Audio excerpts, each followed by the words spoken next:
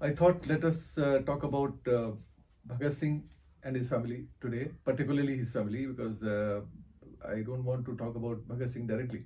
We will discuss Bhagat Singh soon in the coming episodes. But there are people in his family because he belonged to a generation which was actually involved with the Indian national movement, different causes of national movement at different stages of our history, particularly of our 20th century history.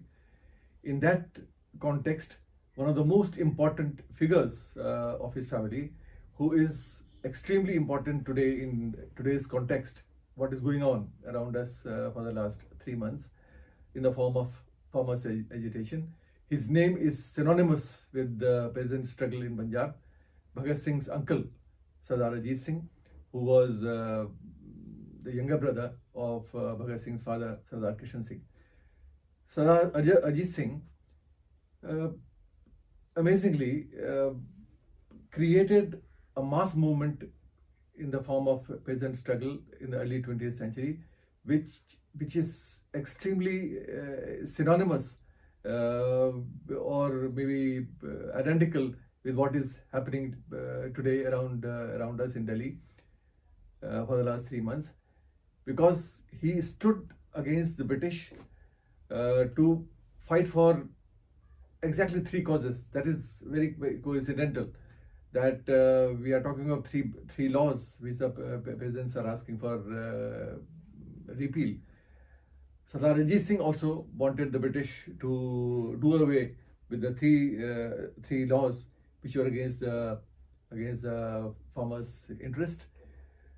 They were Doab Bari Act of Punjab, the Punjab Land Colonization Act, and Punjab Land Alienation Act.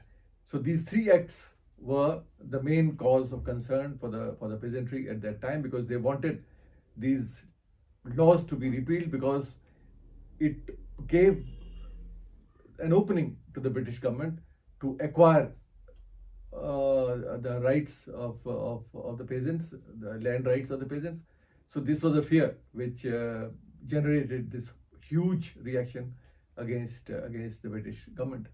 Now, Sardar Ajit Singh started a movement which we know today as Pagdi Samal Jatta movement, because in 1907 he organized a huge rally, Mahapanchayat as we call these days, in Lalpur.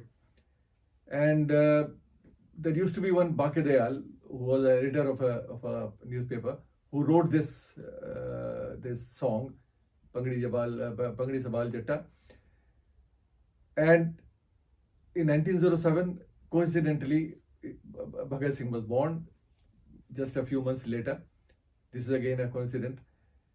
And from now on, this song became so popular that the whole movement was called after this song as Pagdi Samal Jatta movement.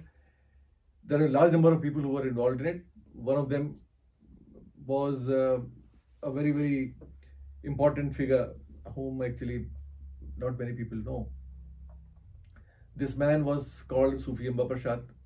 This Sufi Amba Prasad was born in Moradabad in UP, who had actually nothing to do with Punjab, but he was a friend of Sardar Ajit Singh, so he joined him.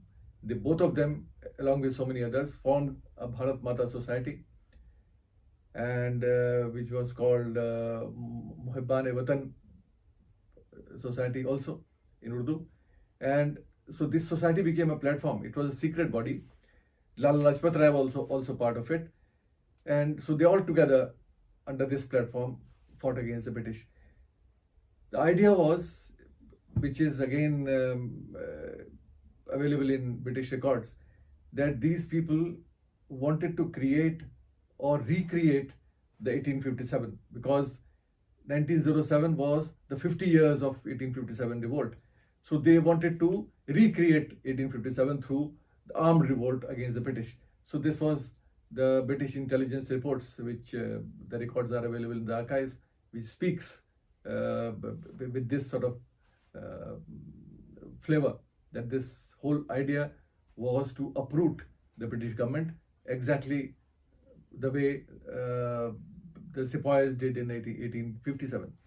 So this was a fear, and this fear led to a huge reaction of the British government, because they were not really ready for to face any such reaction anymore in the form of a violent upsurge. Ajit Singh and his comrades like Lala Lajpat Rai, including Sufi Amba Prasad, they were all arrested. They were sent to Mandalay in Burma, and Mandalay was a place where Bahadur Shah Zafar was incarcerated by the British. They lived over there for a while, and then they came back, and then left India in 1908 again. Sufi Amba Prasad went to Iran. Ajit Singh went with him.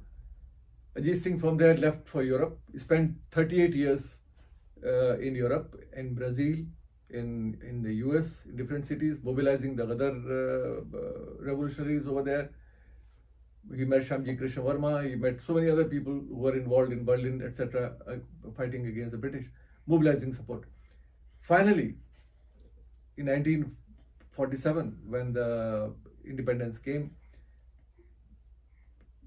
Ajit Singh was arrested by the British government in 1946. He was brought to England. Finally, people prevailed over our first Prime Minister, Jawaharlal Nehru, who asked the British to send him back to India.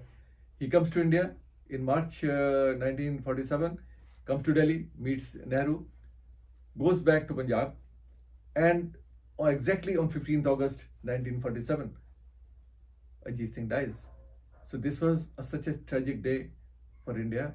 We hardly know about it, about this fact that the day we got independence, a great revolutionary like Ajit Singh, a great freedom fighter, lost his life. That was a tribute of Bhagat Singh's family to the freedom struggle of India, that a great family member of his sacrificed his life on the day India got independence.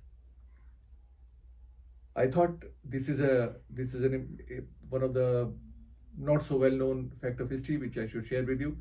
I will get back to you again in the next few episodes, talk more about Bhagat Singh and his family and his own contribution to freedom struggle, not only as a great not only as a martyr, but as a great ideologue, as a great revolutionary thinker. Thank you.